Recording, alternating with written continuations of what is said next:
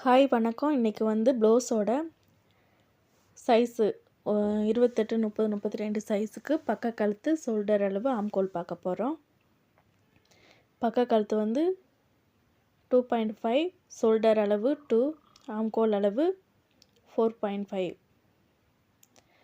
இப்போ ப்ளவுஸில் வந்து நம்ம எடுக்கும்போது ஃபோல்டிங் பக்கத்தில், பேக் சைடில் எடுக்கும்போது ஃபோல்டிங் பக்கத்தில் எடுத்துக்கிட்டு நெக்குக்கு வந்து 2.5 மார்க் பண்ணிக்கலாம். இந்த அளவுக்கு இந்த 28, 30, 32க்கு இந்த அளவு கரெக்டாக இருக்கும். ஷோல்டர் வந்து 2 எடுத்துக்கலாம்.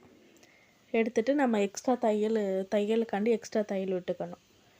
ஆம்கோல் வந்து லென்த்து வந்து 4.5 வச்சுட்டு போட்டோன்னா கரெக்டாக இருக்கும்.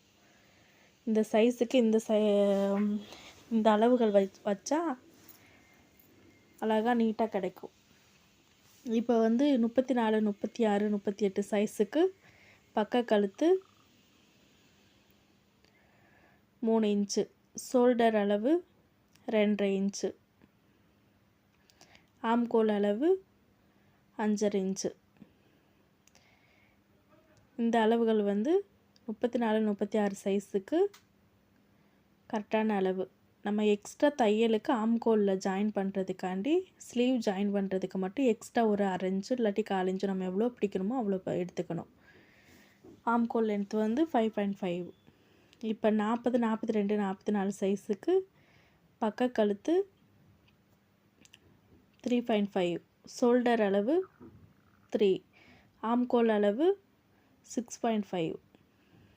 இந்த அளவுகள் வச்சு நம்ம டிச் பண்ணோன்னா கரெக்டாக இருக்கும். நம்ம ப்ளவுஸோட உயரம் இப்போ 14 இன்ச்சுனா இந்த அளவுகள் கரெக்டாக இருக்கும். எல்லா ஹைட்டுக்குமே கரெக்டாக இருக்கும்.